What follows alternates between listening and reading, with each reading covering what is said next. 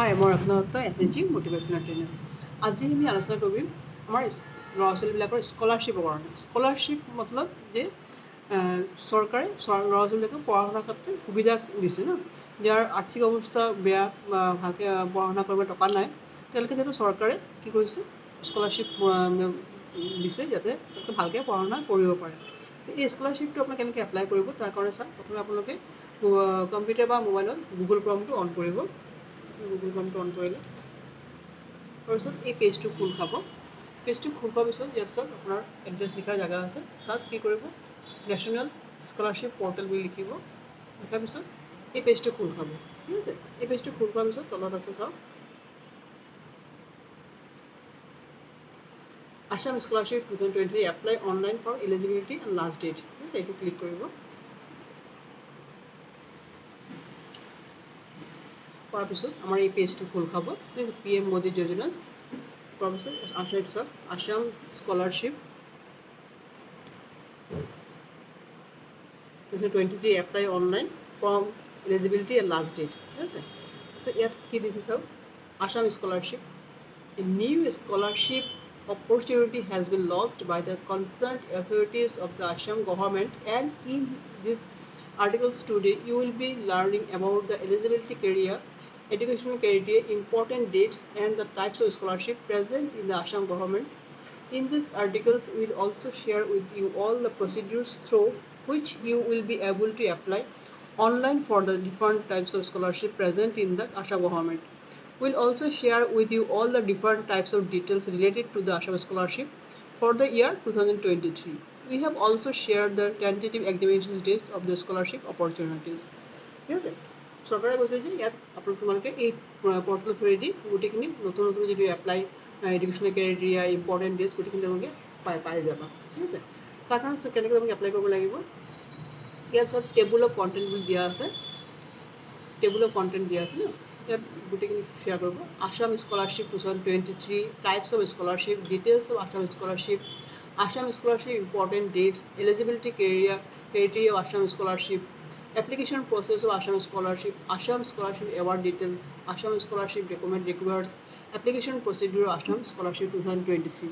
তোমালোকে যোনটো চাব বিচাৰিছা সেই ক্লিক কৰিলে তাত গোটেইখিনি শ্ব' কৰিব। মই এতিয়া টাইপছ অফ স্কলাৰশ্বিপ ক্লিক কৰিছোঁ, তাত শ্ব' কৰিছে চোৱা স্কলাৰশ্বিপ নেম, কি কি স্কলাৰশ্বিপ চৰকাৰে প্ৰভাইড কৰিছে।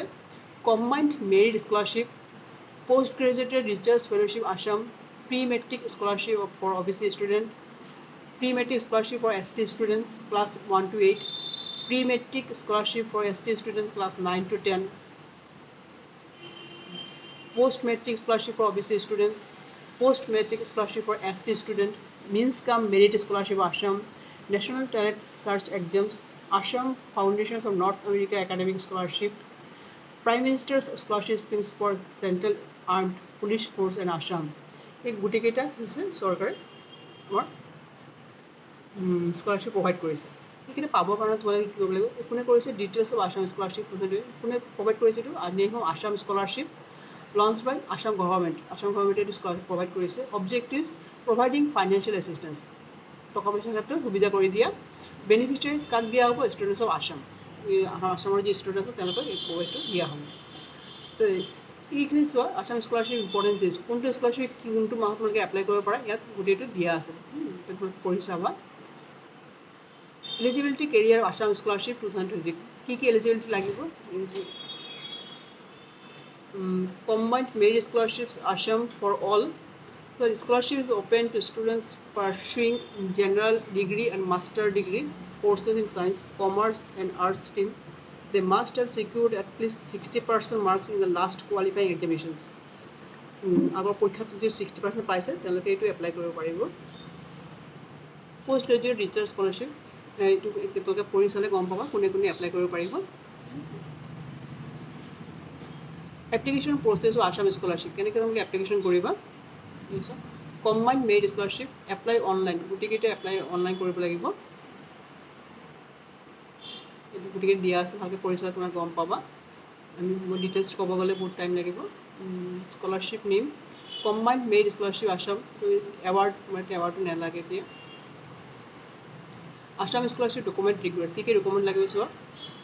The following documents are required while applying for the scholarship schemes: PRC, voter ID, certificate from DC, circle officer, block officer as proof of domicile state of Assam, bona fide certificate from the college authority, income certificate of parents from the circle officers, HS final mark sheets, self-declaration certificate of not availing of any other scholarship, first page of bank passbook displaying bank name, IFC code, account holder name, account name.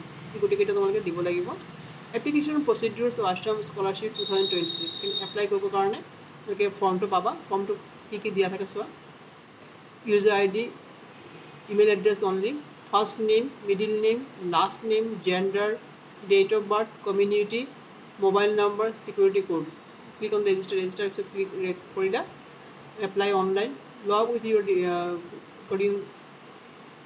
credentials. Application form will be displayed on your screen. Application form on screen display hobo tete tumi apply korbe, fill up the form, upload the document, gote kita document তোমালোকে upload কৰিব লাগিব। Click submit কৰোঁতে click কৰিবা, তেতিয়া তোমালোকে ফৰ্মটো submit কৰিব পাৰিবা। এই প্ৰচিডিউৰ কৰি তোমালোকে এইটো স্কলাৰশ্বিপৰ কাৰণে এপ্লাই কৰিব পাৰিবা। আৰু তোমালোকে এপ্লাই কৰাৰ পিছত চৰকাৰে পৰা আপোনালোকৰ আহিব, যদি তোমালোকে পাইছা স্কলাৰশ্বিপ তেন্তে চৰকাৰে তোমালোকক কণ্টেক্ট কৰিব, তাৰপিছত তোমালোকৰ ডাইৰেক্ট এইটো তোমালোকে একাউণ্টত টকাটো সোমাই থাকিব। যদি এই ভিডিঅ'টো চাই তোমাৰ ভাল লাগিছে, লাইক শ্বেয়াৰ কৰিব আৰু ছাবস্ক্ৰাইব কৰিব। ধন্যবাদ।